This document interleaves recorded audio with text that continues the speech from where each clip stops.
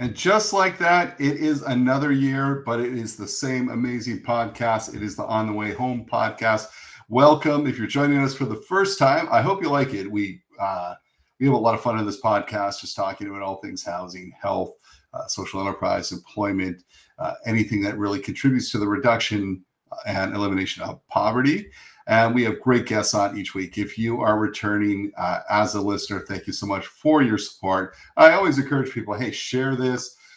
One of the big reasons we do this is really to build education and awareness across our nation internationally, where this is heard, just around the solutions and challenges that we face in this sector. So please share it widely and help us accomplish that. This podcast is brought to you by the good folks at Blue Door, where I work. My name is Michael Braithwaite, and I'm the CEO. I get the great honor of being the CEO at Blue Door, and that's an organization up in York region. We do a little work in Peel region too, to the west and to the east in Durham region, and we work in the areas of supporting our most vulnerable with housing supports, with meaningful employment supports, with linkages to mental and physical health supports. We do all that. And I say we, I'm talking about the amazing frontline team and the team of management we have up in Blue Door. And we do this in partnership with the Canadian Alliance to End Homelessness, this podcast.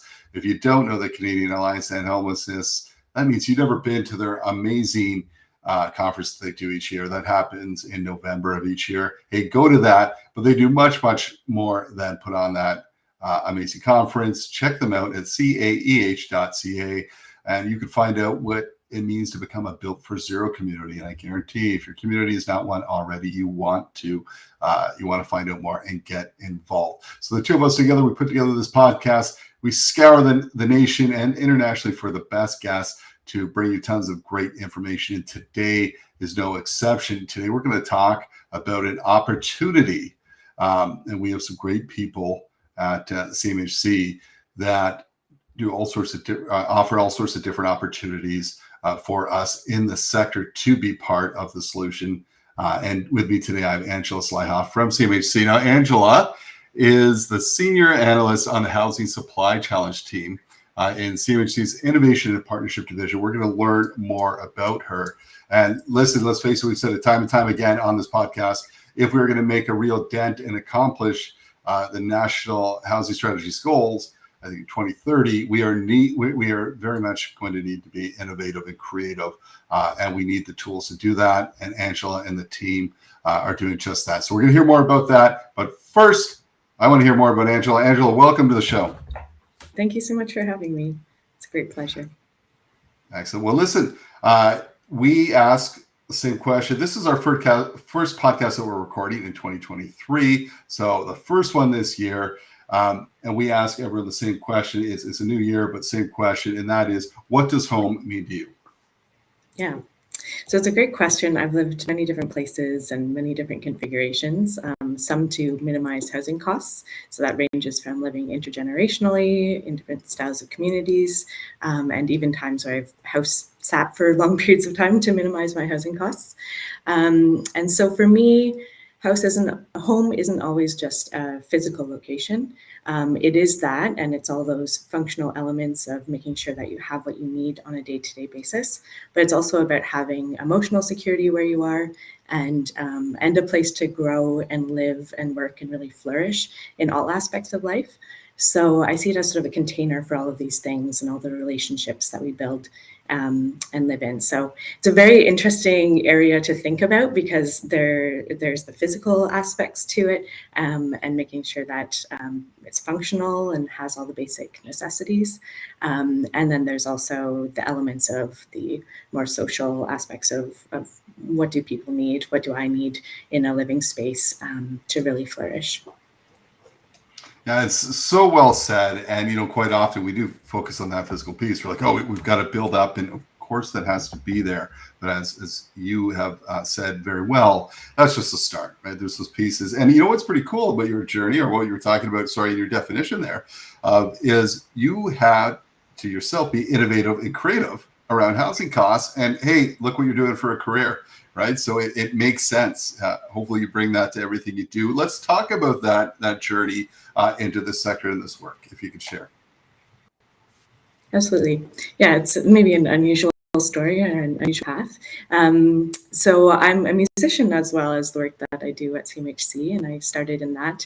I built up a skill set in project management for arts projects alongside of my schooling, and in my music training, I also did some research that also built on interdisciplinary research methods. So with that, I came to CMHC with a very diverse skill set and a very deep knowledge about people and creativity and problem solving. And so with those competencies, I've been able to shift and pivot over towards housing. I was previously working on a very large initiative with Ottawa Symphony Orchestra called the 3D string theory, where we created 3D printed instruments for the first time and prototyped that. So I've had the honor of working on a lot of innovative music projects. And as part of that, I also designed and led a national challenge for that organization. And so that has transferred very well to housing, where I'm now working with different specialists in my role and with the team that we have here. But it's the same sort of idea of really like making sure that you listen to everyone and you pull in all of the right expertise and you get feedback and you adjust as you go along to make sure that the program that is designed will be impactful and get us to the end results that we're hoping to see. So very cool. And as you're talking about, like so many people in this sector, really very few would go to school for anything around housing, but everything you mentioned there is very, very much transferable into the work that you do, including the creativity. You're a creative person if you're a musician, so and we need that in this sector. Let's talk a little bit about the housing supply challenge. Can you tell us a little bit of what is that all about? What is it? What are the moving parts to it? Yeah, sure. So it's part of the National Housing Strategy. It's one program amongst a whole suite of programs. Some of them are dedicated towards building units rapidly. The Rapid Housing Initiative is an example of that. And our program is dedicated towards looking at the things that come before that. So what are the system innovations and the things that need support in order for us to then get the maximum impact from these other programs? In the Housing Supply Challenge, we have $300 million in funding that we're distributing to applicants. And it's structured through a series of unique challenges on different topics that we've been releasing over a 5-year period since 2020. So for this current round, we'll have $40 million, and previous rounds have been in that range. I think what's interesting to mention about this program is that it has an innovative methodology behind it, and it is a challenge structure. So in a classic program structure, there's often a really clear description of what an organization is looking for from applicants, and specifies what will be created through the program, so exactly what the outputs will be. And by contrast with the challenge methodology, the goal is for our team to outline the problem and propose a challenge statement, which is basically a question that we put out to everyone in the public to ask external applicants to come up with a solution to the problem. So they're bringing their own expertise, they're bringing their knowledge of working in the sector, and they're answering the question that we pose to them. Because to us, the problem is clear. We're able to draw on all this knowledge across CMHC to pull together a sense of that. And we also go externally in our design process to hear from the sector and design our program accordingly. And so we know what the problems are very well in the housing sector, but the question about how it will be solved and the way it will be solved and what exactly the outputs will look like at the end is not defined by the program, but more by the applicants in response to the parameters. So basically we know the impacts we want to see and we know what the problem is, but we need the middle piece of getting there to be proposed to us. And then we evaluate it. So we take a look at what people are proposing. There's an evaluation process, and then there's funding for applicants to actually see through their ideas to bring us to the results that we're looking for. Oh, that's amazing. And I love what you're saying there too. Yeah, people can tell you what the problem is all the time. You ask people to but it's the other pieces that are a little trickier. So this is very cool. You've had 3 rounds so far, and we'll talk about the 4th in a minute. Can you talk about some of the things that have come out of the previous 3 rounds? Yeah. So something else I wanted to mention is that we have a structure where we've got an incubation period where we give some initial funding for applicants to work through their ideas, develop their plans, and then we have an implementation period. And this is where applicants are actually putting into practice the plans that they've developed. And so with the stage in the incubation funding, that's still a process where we've got a shortlist happening. And then in the implementation stage, that's where we actually see what's coming out of it in a full way. So I'll start with a data-driven round. Just a bit of background about that. The challenge statement, this basically question or inspiration statement that we give to externals to find out what ideas they will bring to us. The challenge statement for the data-driven round is, we challenge you to create data solutions that will improve decision-making about housing supply across Canada. And in that round, we received over 100 applications, and ultimately we funded 14 of those solutions that seem to have the most promising possibility of making an impact. So of those 14 solutions, I'll talk about one in particular, but they're all wonderful, and I really encourage you to take a look at the website to hear the blurbs about what each group is doing. This one is by Vivre en Ville. They're a group based in Quebec, and they're working on a project called Residential Lease Registry, and it's open data for maintaining affordable housing supply. So one of the things we were looking for from applicants was how do we improve the quality and the comprehensiveness of the data that's available so that decision makers can get a more accurate picture of what's going on. And in this example, there's an interesting provision in the Civil Code in Quebec where rental units are subject to setting the annual increase allowed from the lowest rate paid by a tenant during the last 12 months. But there's no mechanism, or there hasn't been any mechanism, to verify what the price has been for a given unit. And so it has always been a little bit, it's a little bit vague, or it's a little bit non-specific in terms of the quality of the data that has been available for the annual increases to be set. So this prototype is it's a prototype that will improve the quality of data. And once it's released, the decision makers will have a more accurate picture of what the actual numbers are. So that will create more accuracy in setting those rents, and there'll be less ambiguity there, which could lead to higher rental prices. And that's so cool. Yeah. Please go ahead. Direction. I'll also talk about the Getting Started round a bit. We just announced our funded applicants for that, so it's also very exciting. They've already gone through that incubation phase I was mentioning. So in this round, the challenge statement was, we challenge you to create implementable local solutions that will improve the pre-development process of housing that's affordable. And again, you can read the full summaries on the website of all of the groups. One that I'll mention here, just for the sake of giving an example, is Gentle Density Housing Accelerator for Small Housing BC. And so with this program, or project rather, it's an interactive web tool that addresses barriers to gentle housing density. So it includes info about regulations, considerations of tenure, and it also ultimately improves the possibility of increasing affordable homes on a lot. It's a tool that people can use if they're thinking about building on a lot that they own, to see all of these different layers of what the regulations are, as well as creating a 3D rendering of sample typologies of what types of housing that they could have. So there's a sort of a menu of different types of housing that could fit, and people would be able to very quickly see what might be possible.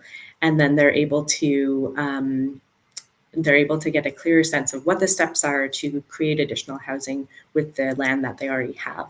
So it's an interesting accelerator approach to really give people the tools to assess the lands that they have to be able to create housing more quickly than every person individually researching that for themselves.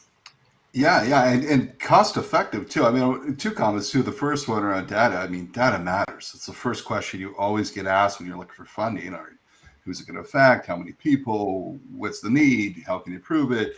And then for this one, I'll tell you right now with Blue Door, because we're working with CMHC, looking at the different programs.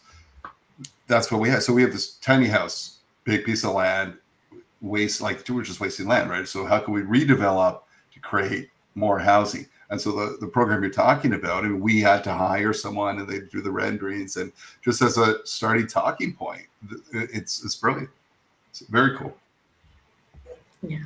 Yeah, we're excited to see what comes out of it. As I mentioned, they're in the implementation phase, so they're taking what they built with their plans and what they did in their prototype in the first stage, and now they're starting to get it going. So it's it'll be really interesting to see what we see when people are using this tool and how much housing comes out of it in the future. Very much so. So let's talk about, if we can, let's talk about round 4. What is it called? What is the focus? Sure. Yeah. So with round 4, so as I mentioned, we had a data round, and then we had the getting started pre-development round. I've kind of skipped over the northern round, but I'll drop some comments about that in as we go through. That one is still in the incubation funding stage, so there hasn't been selection yet as to who will be funded, but it's an interesting one because it addresses supply chain issues in northern and remote housing. So we'll see what happens there. For the 4th round, we have $40 million in funding for this round, and that goes between both the incubation funding and the implementation funding. With this program, we're focusing on the construction and improving construction. The challenge statement is, the challenge seeks innovative construction processes, techniques, systems, or materials that will increase supply of housing that is affordable, climate compatible, and meets people's needs. So there's a lot in our challenge statement for this round, and it is intentional.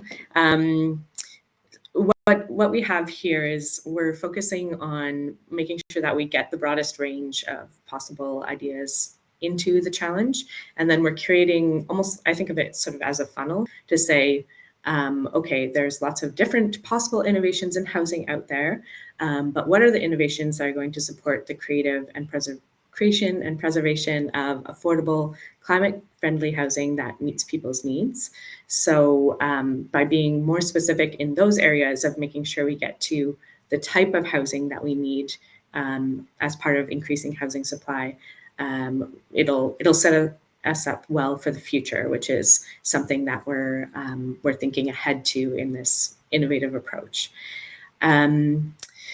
So a couple interesting things about this challenge are in the process of doing the research, we heard a lot of different feedback about the barriers that people are encountering when they're trying to take innovative things that they've created and bring it into full use. And so what we decided for this round is that the biggest impact that we could make is to take things that have already been developed to a certain extent and to support them into full implementation. So in this round, relative to the other rounds, we have a bit more emphasis on replication and scaling. So we're really focused on asking applicants to define what their solution is and what the impacts will be of using it, and to find out from them what are the things that they need to do to be able to replicate and scale. So how will they use this money to make a really big impact on a larger scale? At the same time, we recognize that there are some specific local challenges that are very regionally based or specific to communities. And so with that, we're also using a portfolio approach to make sure that we have a balance of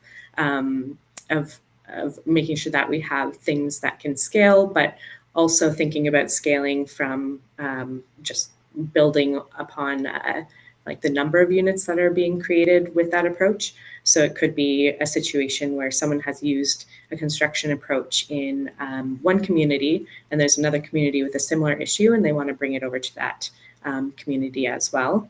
It could be something where they've used it a couple times in a community, but it hasn't gone further, or maybe they've developed a design that really meets this community's specific needs, but they haven't been able to actually move it into prototyping in the construction process and figuring out as they do that how they're going to do it like more broadly across a community that has a high need of housing. So there's a couple ways that people can approach answering this challenge statement, and that's what we want. We want to see the full range of possibilities here. But then there's also a couple things that people need to consider that are specific to this round. So those are things like the readiness level. We're looking for solutions that are not just starting now. It's something that has a little bit of testing.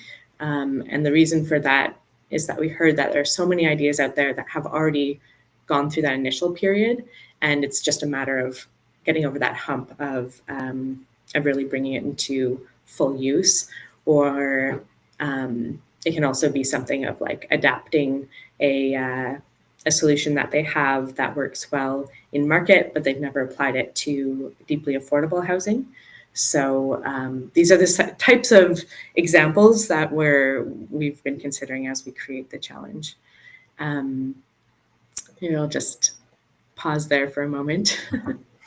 Well, yeah, the wheels are turning just thinking about this. And so your audience for this, you have like developers, anyone who builds housing, groups like maybe Habitat or other nonprofit housing developers. That guy is that too this kind of targeted at this round?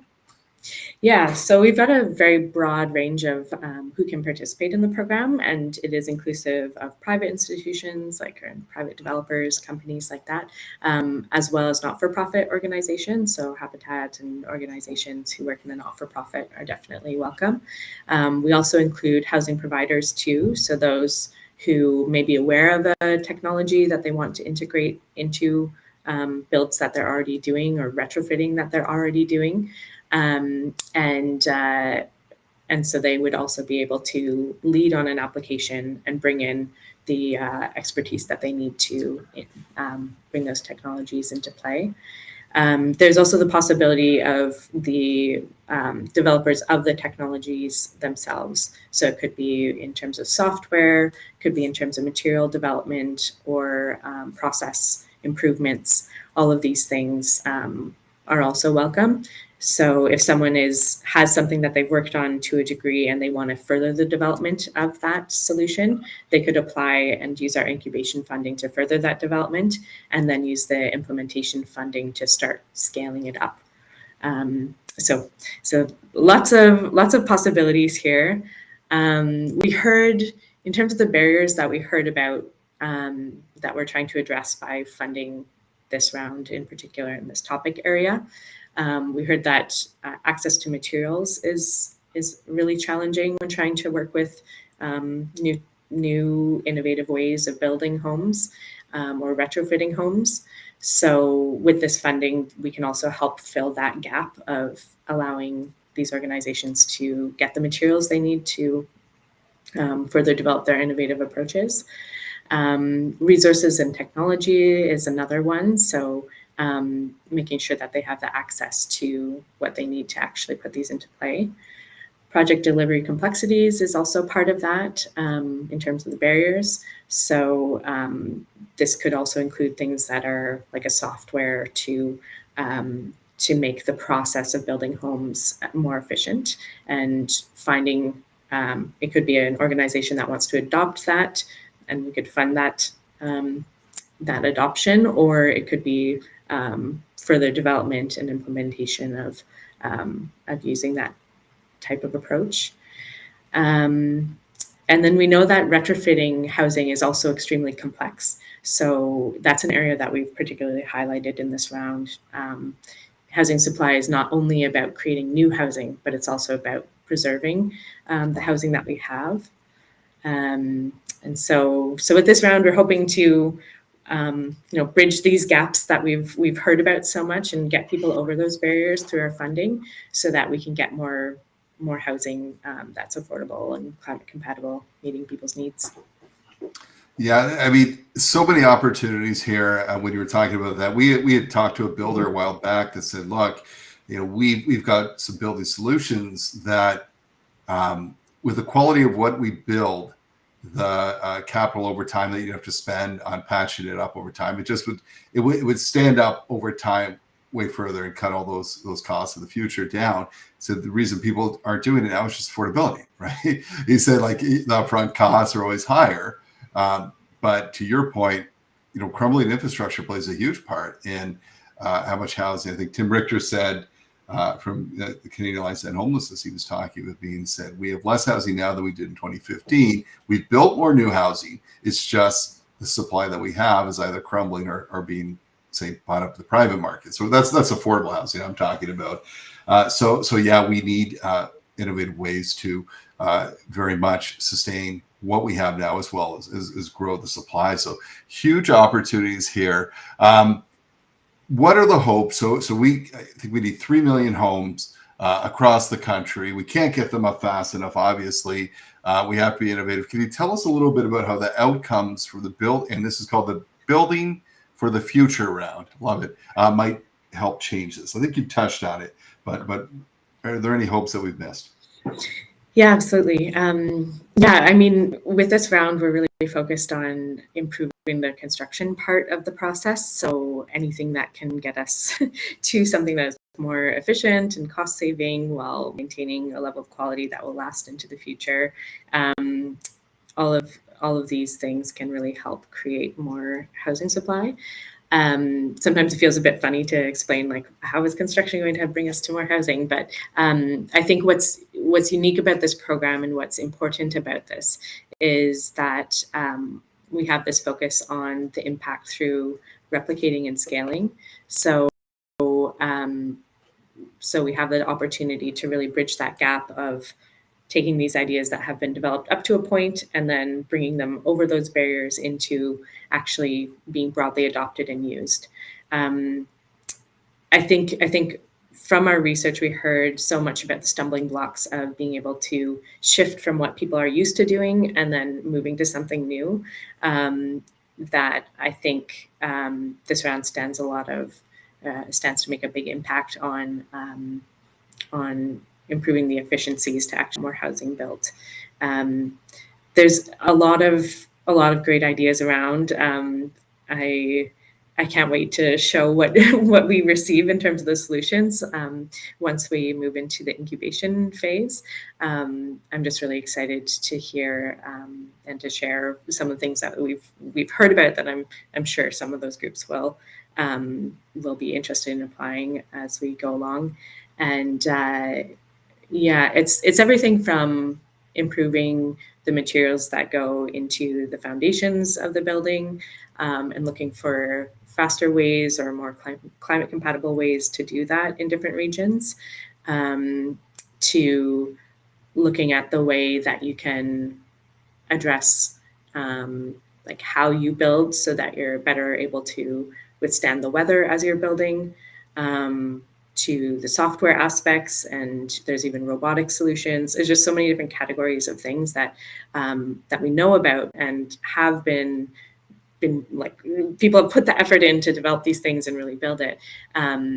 But without them being used, we're not getting the benefits of the efficiency and the amount of housing that we could be seeing when we're still using older techniques that in some cases might not be as efficient, or if you can't track what's going on your building sites in terms of the processes of what's happening, or if you're not using a holistic approach to really bring in everyone early enough to talk about the best way to do things, if it's all divided into pieces, then it just can create some problems down the road where you lose some time in your process, or there's unexpected costs that come along. So lots of areas of possible changes and innovations in construction that we're very excited to see replicated, so that we can get to those numbers faster and we can use those in our other programs and beyond. Getting to those goals also relies on our partners a lot and other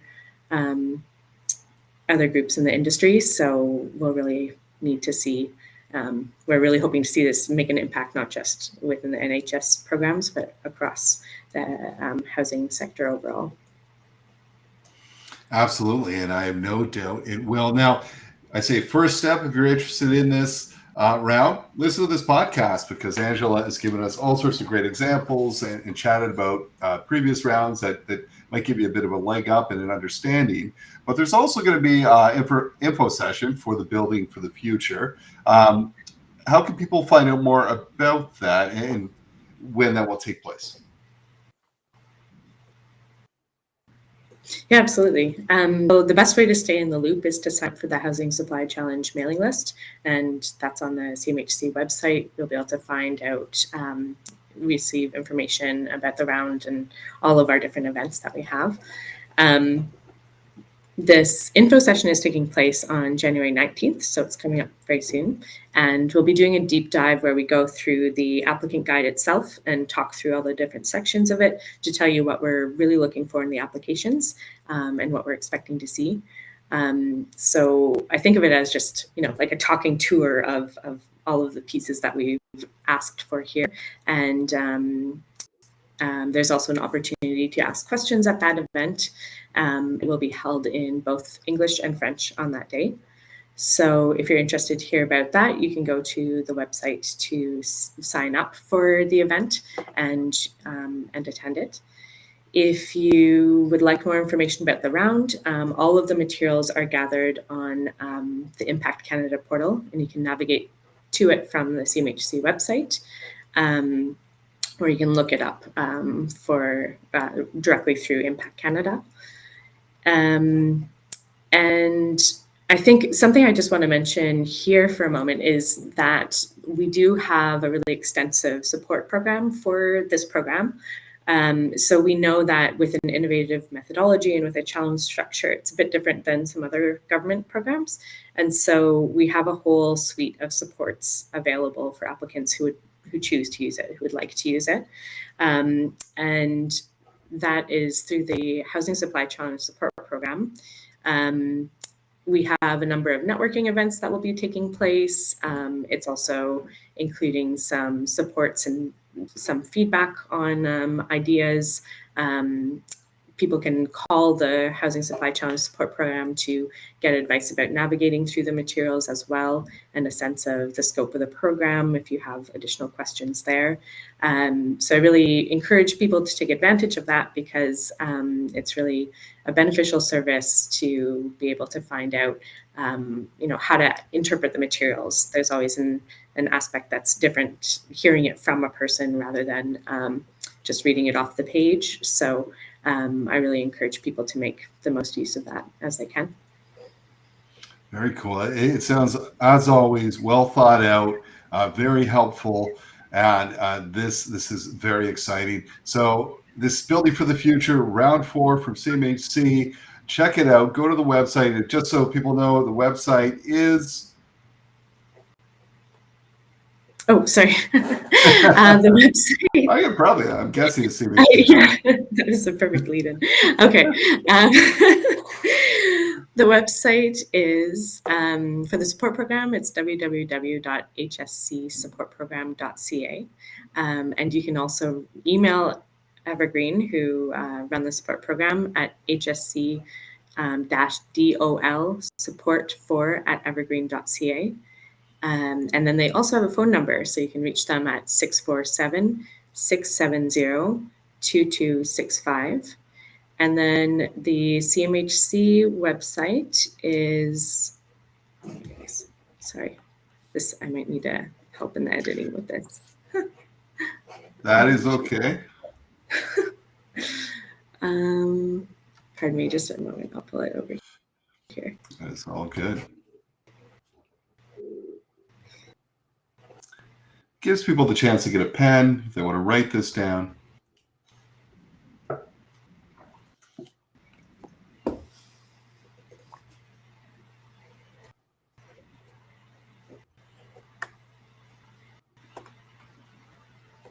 Okay, I'm back again. The website to learn more about the Building for the Future round is www.cmhc.ca/building for the future. And to hear about Housing Supply Challenge overall, it's www.cmhc.ca/housing supply challenge. Fantastic. Well, thank you so much. This is very, very exciting. I think it's brilliant to put this out there. I mean, so many times we've talked to people who have said, I've got this innovative idea or I have this thought. If we only had a little bit of financial support to kind of kick it off or someone to work with, I think this gives the opportunity to do all that. So I'm excited to see what comes out of this round. Thank you for your leadership on this, for coming on today, spending the time to tell us more about the first 3 rounds and this current round, Building for the Future. So appreciate it. Thank you so much. I appreciate the opportunity. Awesome. We're talking about innovation, and we talk about innovation a lot on this podcast. This is pretty cool. It gives you the resources, and the wheels in my head are spinning, right, to say, what could we do at Blue Door? Can we work with our friends at Ellis Don? I know they have some cool things going on to pilot some of those and grow and scale and do these things. So I'm going to be giving this a lot of thought. I hope you will too. Go to their website. Again, that was cmhc.ca and /building for the future. That is one of them. There's a bunch of them that Angela dropped there, but check it out. Encourage people to apply. This is an opportunity for us to be the difference and be the change. So very cool. A great guest, great information. Let's share it widely, and we will see you next time on the way home.